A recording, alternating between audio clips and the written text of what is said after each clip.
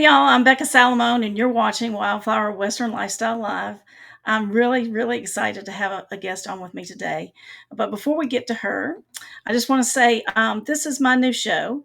I'm combining elements of everything I've done in my past, Alabama Horse Talk, Southern Horse Talk, American Horse Talk, Becca's Barn Dance, and Story of My Life Live into one platform.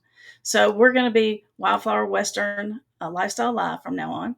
And I'm going to be bringing you stories of the Wild West, the West in the past, the modern West. Um, we're going to be talking about how people um, love the Western lifestyle and want to be a cowboy or a cowgirl, and bring those stories to you from people that are living that every day. It could be things like dude ranches, or it could be rodeos. It could be anything like that. Chuck wagon races, trail riding, anything like that. Then also line dancing. I'm a line dance instructor, so we'll be talking about line dancing a lot. Country and Western music. So anything that's Western related, we're going to bring that to you. And it's going to be a weekly show. Um, we're pre-recording today, but normally it's going to be a live show, and you will be able to find that on Facebook and some of the other platforms. So right now, I just want to talk to Madison Thames. She is a friend of mine. She lives here in the Birmingham area, and she is a young lady who has had, tremendous success in the Western arena. She's a Western artist and Western author, and she's going to tell us about some of those things. How are you doing today, Madison? I'm doing great. Thanks for having me on. Yeah, I'm so glad you're here. Yeah, so we've been trying to do this for a while, and something or another has always stopped us. But today we did it. We got on It's here and it's we're happening. recording. Yes, it's happening today. So tell us a little bit about yourself, like your background with horses and things like that, and what has kind of gotten you to this point now. So a lot of things. It's been a long and winding road with a lot of detours, but I would say what started it all with me is a love of horses. Ever since I can remember, I was just totally horse obsessed. I was one of the stereotypical horse crazed girls when I was little, and I was already begging my mom to like take horse riding lessons by the time I was 6 years old.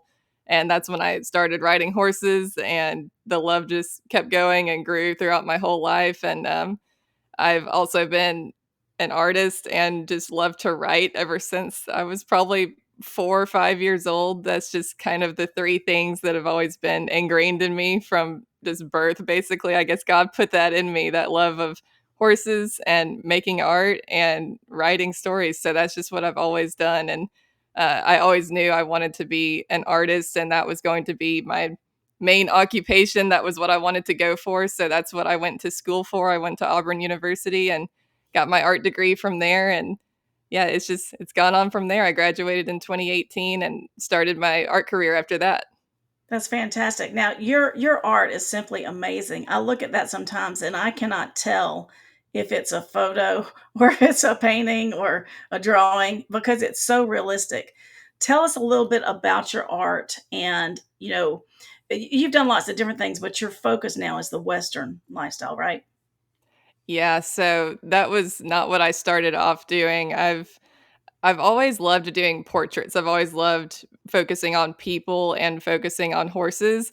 So it seems kind of crazy that I didn't just go full on Western sooner. It's one of those things that came later, and I'm like, why didn't I just start off doing that? I don't know. But um, yeah, I don't want to say lost my way, but I kind of went a different direction when I was in college, like doing different kinds of art. I was still really focusing on people, but and portraiture, but I wasn't going Western at all. I'm also really big into the fantasy genre, and I thought I was going to go that direction.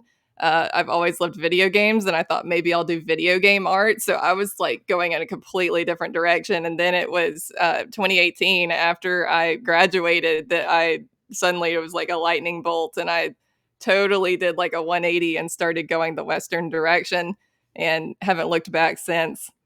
Yeah, so you kind of taken off online, and you have a huge following, don't you? Uh, Reasonably so, I guess. Yeah, I think so. I mean, I was looking on your YouTube channel the other day, and it told me you had 4.2 million views of your YouTube. That's a lot. Yeah. Yeah, yeah. So So, are you making waves in the Western world, and what's happening there? What are you kind of experiencing in the Western world? So my main focus in my Western art right now, and for the foreseeable future, is rodeo. I just got so into it at the end of 2023. I had kind of a series of events that happened there, and I just fell in love with rodeo. I watched the NFR that year for the first time. I had seen a few I love rodeos it. on the Cowboy Channel up until that point, but I had never like followed it and watched it regularly. But when I watched the NFR that year, it changed everything. I was like, this is amazing. And I wanted to start doing art for it. I didn't see like there's some artists who will do rodeo art every now and then, but nobody that really just focuses on it and that's what they do. And I was like, I want to be the rodeo artist. Like it just hit me like I want to do this. And so I've been doing rodeo art more than anything else ever since, and I just love it. Yeah. So how does that work? And does someone send you a photo, or you just pick one and decide to paint it? Or do you have commissioned artwork? How's it work? So I've been networking with a lot of rodeo photographers. I'll see their photos and I'm like, hey, would you mind if I use this for a painting or a drawing? And they either can say yes or no. Most of the time they say yes. And so they let me use their photos as a reference for my art. And I've also had commissioned pieces as well, like barrel racers and stuff, saying, hey, can you draw this picture of me and my horse? And it's been a lot of fun. That's awesome. So, do you have any special requests from people? Like, I noticed in the past that a lot of times when people would lose their beloved horse, they would want special commemorative pieces. Do you think do things like that as well? I do, yeah. I haven't done one of those yet, but there's this thing going on right now where a lot of people want their horses drawn on their papers, like on their American Quarter Horse Really? papers, and that's a cool thing that some people have been doing. And yeah, either for living horses or a horse that's just passed away. I've seen a lot of people doing that, and I did Wow, get a request for one of those. So yeah. that's awesome. Yeah. So if someone wants to work with you doing that, what do they need to do? So a lot of people just contact me on my Instagram and we can talk through a commission that way. Madison K. Thames is my Instagram, and people can also email me through my website, madisonthames.com. That's usually how I do it. Okay, I'm showing that right now on the banners. I don't know if you can see that. Awesome. Yeah, there it is. Yeah. See, I show it at the right time so people can write it down or go to Yeah. it. All right. So how many paintings or drawings have you made so far? Total, I have no idea. I think you need to count because there's a lot out there. Yeah, I have not counted a lot. All right. And now the other thing that's you're really having a lot of success in is your writing. So talk about your books, your series that you're working on, and your big news that you have coming out. Start with how you Yeah. got started in that. Yeah, so my first Western novel came out in 2023, and that was also just my first published novel. I had never published a novel before. I had written stories my whole life, but I had never published anything. I was a little scared to try that, but I did go the self-publishing route. I wanted total creative control over what I was going to do and what I was going to write. So I published Gone Outlaw in July of 2023, and then my second novel, Cimarron Dove, came out in September of 2024. And from the time Gone Outlaw came out, people were like, "Can we have an audiobook?" Because so many people love audiobooks now. They don't really like to just sit and read the physical copy. I was like, "Sorry, I can't make that happen right now." Well, 2 years later, it's finally happening, and I have the audiobook for Gone Outlaw coming out on July 7th of this year, so just in a few days, and I'm so excited to share that with everybody. That's awesome. I was actually listening to your live stream or video that you put up about that. And there's two ways to get it, right? The full, and you just pay for that outright, or what's the other way? Yes. Yeah, so the full narrative version is dropping on Amazon, Audible, Apple Books, on July 7th. And, there's another version that I'm doing on my YouTube channel that's I'm calling, like, the enhanced version or the immersive version, whatever you wanna call it, and that's gonna have music and sound effects, and that'll be available for free on my YouTube channel, but I'm dropping a chapter weekly, so it's not gonna all be available at once, but if you want to go ahead and listen to the whole thing just with narration and no music or sound effects, that's going to be on Amazon. Because I know a lot of people, they don't like the distraction of music and sound effects and all that stuff. So Right. I'm doing the best of both worlds. People can have whichever version they prefer. Okay. And then tell us, I think that you're actually creating the one with the enhanced. So how did you learn how to do all that? What are you using? What kind of software are you using to create it? So I use Adobe Premiere. That's what I've used for a lot of years to edit. I started just using it to edit my YouTube videos back when I was editing my own movie reactions. I've used video editing software for so long. I started way back in the day when it was Windows Movie Maker. Like I started back in that era. And then at some point I moved to Premiere, and so I have a lot of experience just learning to edit my own videos and sound and stuff like that. So it's the same narration. I have two narrators for the Amazon edition of the audiobook, and it's the same narration for the version that'll be on my YouTube. It's just I'm going in and adding music from my cousin Karen Beluge. She has a band called The Deer's Cry, and she composed some original music for Gone Outlaw. And so that'll be worked in there into the audiobook and then just sound effects as well. That's so fantastic. I can't wait for that. Now, talk a little bit about the story inspiration and your character development for your books. So for Gone Outlaw, now this is where the big Western pivot happened for me. And it sounds crazy, I know, but it was October of 2018 when Red Dead Redemption 2 came out, the video game. And like I said, I've always been a huge gamer. And so I decided to give that game a try. I had not played the first one, so I didn't really know anything about it. But my brother was like, "You've got to play this." So I was like, "Okay." Wait, Well, wait, by the one second. end, 1 second. We got to give your brother some credit here. My, he does. you're He deserves the credit because he got me to play it, and it literally changed my life. So, yeah, and also he got me to be friends with you because he was my banker yeah, in Chelsea where I live, and we were talking about Western stuff one day, and he's like, "You need to meet my sister and interview her." So yeah, he gets all thanks the to credit for Austin. everything. Yeah. All right. Sorry. Go back to what you were saying. So I played the game, absolutely fell in love with the story and the characters, and yeah, I like I said, I've always been into horses and riding and everything like that, and it was like that just brought all of it back, and I was like, I want to write a Western novel. I was like, it's time to write my own story because in general too, it was a lot of different things, but I was just getting frustrated with storytelling in general these days. I wasn't seeing the kind of stories I wanted to see in movies or books or anything. And I was like, I want to see this story. I had an idea for something and I was like, I want to tell this story. I haven't seen anything like it. So I'm going to do it. And that was when I started working on Gone Outlaw. Yeah. So what kind of themes are important to you in your storytelling? Themes of hope are really important to me because what's been frustrating me so much with a lot of modern storytelling is it's so dark and nihilistic. And you get to the end and you're like, what was the point of it all? Like, that all the characters die at the end or they don't learn anything and it's just totally depressing and dark and you're like, man, like it just leaves you feeling dead inside. I don't like stories like that. There's definitely a place for tragedies and I can appreciate a good tragedy, but I was just feeling a hollowness in a lot of modern storytelling. So I like just examining the human condition and having characters that are struggling with lots of different things depending on the character and learning how to overcome those and become better people.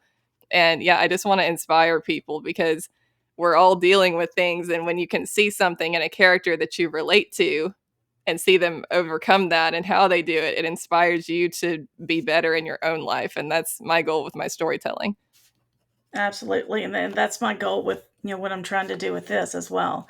Faith, family, freedom is kind of my focus on that. Exactly, So yeah. yeah. And the back to basics, like the traditional lifestyle with the families and everything. It's just it's important, and I think it's kind of you know it's fading. And if we don't do something to keep it, and I know that's important to you as well. Um, Absolutely. Yeah, the legacy of the Old West is what I always talk about. That's so important to me to keep that going and those traditions and those values. And that connects with my love of rodeo as well, and why I'm so passionate about doing rodeo art, because that's the values they champion as well: faith, family, love of country. All of that is what they're all about. And Yes, so that connects with me. exactly. Yeah. So this is why you're the perfect first guest for this show. So I really appreciate you coming on today.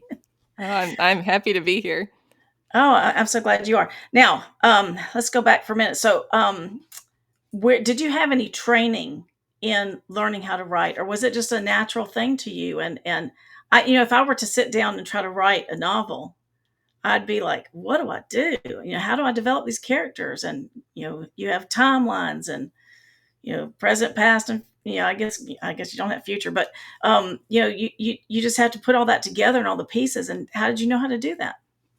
So my training was reading a lot. As a kid, I loved to read. I have so many books, read and read and read, and I loved it. I never took any writing classes. Even when I got to college, I never took any writing classes because pretty much everything was art classes, and I did some like British literature and stuff like that. So I had some literature classes, but I never took any writing classes.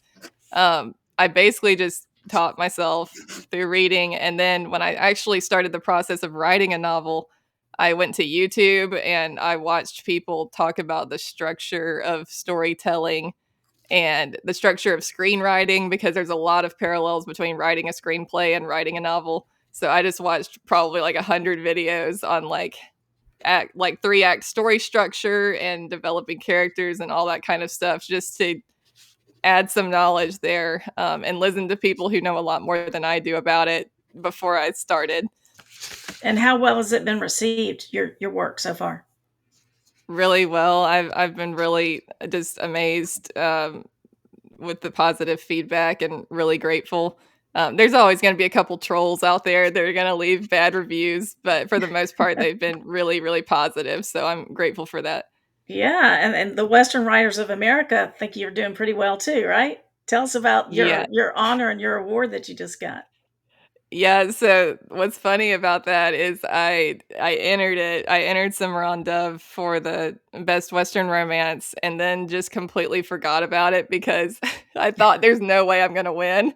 It was something that I'm like, okay, if I enter, I at least have a chance, but I didn't expect it to happen at all. So when I got the phone call, I was totally shocked. I was like, who's calling me? I don't know this number. But I answered and I'm like, oh my gosh. And I, like barely held it together on the phone, started crying after I got off the phone. I was so excited. So you had to go out to Texas to get that? Is that right? I did, yeah. They had their annual Western Writers of America conference in Amarillo this year. They do it in a different location each year, but this year it was in Amarillo, and so quite a drive from where I am, but it Oh was yes. totally worth it. My son and I just did a Western trip where we left Alabama, went all the way through the southern states out to Arizona, Utah, Colorado, New Mexico, and when we came back down, we went through Amarillo, and we went to the Big Texan to eat. Did you go there? Yes, yeah, 72-ounce steak. yeah. That We went challenge. there we went there twice while we were there because we loved Really? it so much. Oh my gosh, it was fun, wasn't it? Yeah, Apparently, everybody goes there. It's a huge yeah. place. I mean, it was pretty awesome. Yeah, so I'm really proud for you that you won that because you deserve it. Um, Thank you. where I want to keep an eye on the time here because of the being the pre-recorded. So I'll ask you a few more things, and we'll probably have to close up in just a minute. Um, so the books, the cover art is your art. Is that right? Yeah, that's right. Yeah. So how do you get inspired to make a certain image for that, or do you just have the character in mind and you just know automatically what it's going to look like? I just try to do a little bit of storytelling with, like, how I position the characters, like, what direction are they facing, what's their expression like, and designing their costumes so people can kind of get an idea of, like, who this character is. And I like to kind of have some kind of model in mind, because with I do draw pretty realistically, so I like to kind of find somebody that can be, like, a facial inspiration, or, like, blend different people together to kind of get an idea for, like, what the character's gonna look like and everything. So yeah, that's just kind of the general gist of it. And it is the series is called Sunset Legends, so I like to kind of have a little bit of a sunset in there if I can. Okay. Now, is that your only series? And you have 2 books that you've done, right? Yes. Or no more than that? Okay. So Yeah. do you have plans for other series coming up? I don't. I'm focused on this series for the time being. I'm working on book 3 right now, so that's my Oh, focus yay. right now. Good news. Yeah. Does everybody know that already, or is it just me? I've put that out there, yeah. Okay. All right, and then your Etsy, people can go there to buy your stuff, your Yeah. portraits and things like that. So I'm Madison Thames Art on Etsy, so if people don't wanna go to my website for whatever reason, I know a lot of people love Etsy, they can head on over there, and I've got prints and originals on there too. Okay, awesome. Excuse me. Now let's talk about your YouTube channel a little bit because you got what I don't know like 30,000 or more followers over there, and you do Yeah. movie reactions. Is that right? Is that the Yes. only thing you do on there? Well, like I said, my audiobook's gonna be going over there, that's a new thing, but yeah, Okay. pretty much mostly my movie reactions. I'll upload my book trailers and stuff over there too and do, like, drawing live streams sometimes, but mostly it's my movie reactions. Okay. And how did that get started? Because that's Well, funny. it's yeah, it started because I liked watching them. I had a few people that I liked watching on YouTube that were doing movie reactions, and I was like, "That would be kind of fun to do." Like, it just occurred to me. I was like, "Maybe I should do that because I love watching movies." And so I was like, "I'm just gonna set up a camera and start filming and see what happens if anybody enjoys it." And I knew how to edit, so I knew I could cut things together. So yeah, I started it, I guess, about 4 years ago now, and yeah, I've been doing it ever since. Yeah. How many movies have you watched on there? I think the number right now is Oh my 166. That goodness, was my that's a last lot. one, yeah. Yeah. Do you actually go back and like interact with the people while it's happening or later? You go back? Yeah, I film it, I pre-record it and everything, so I don't have anybody, like, watching with me, Okay. but I'll premiere them later on YouTube, and we have a live chat, and we talk about it while we're watching the reaction and Oh, everything, that's so that cool. yeah, that's a Okay. lot of fun. I'll have to join one of those. All right, now, before we close out, tell me a little bit about your process of painting, because I've seen some of your videos and it shows kind of what you do. But are you basically tracing all that on there and then just filling in with the paint, or how's that work? So what I do is kind of I guess it would be the most old school way of doing it, and I can't remember what the process is called, but a lot of the Renaissance painters would use mirrors and reflect their subject onto the canvas with, like, lenses and stuff, and Hmm. they would just paint it, so it would be projected onto the canvas, and that's what they would do. Mine's a little more simple than that, and that I just have a projector, and I'll take a photo and project it onto the canvas or onto the paper, and I'll just create an outline for myself in pencil, just like a sketch, and then I put the projector away and I do the painting. So for me, it was totally worth it because I know what most people struggle with the most, including myself, is getting proportions and things exactly correct. Right, So perspective. it saves me so much time because I did learn the hard way of measuring, like using a pencil to eyeball and measure everything out and just do it totally from scratch. But for me, I'm like, I wanna save my customers money. That's what I would like to do, and I charge, by the hour, like, how much time does it take me to do something? And so, I'm like, "Why would I charge them all this extra for me to, like, agonize over, like, just trying to figure out the proportions and all that when I can just do it quick like that?" So, Makes sense. that's what I do, and then from then on out, I just have the reference photo to look at, and I paint from there. Okay, so for your typical painting that you're doing, how many hours of work is that? So it depends on the size, but, like, a big one that's like a 30 by 40, that's the size I use a lot. That'll take me about 40 hours. Sometimes it'll take me 30 something hours or, like, maybe 40, 45 hours, somewhere in that range. It takes a while. Wow. And so it seems like you're posting pictures all the time, and I'm thinking, how does she find the time to do that and write and do everything else that you're doing? It's not easy. It's not. So this is your full-time job, basically doing all this stuff. Yeah, I basically have 3 jobs: making art and writing and my YouTube channel as well. Okay.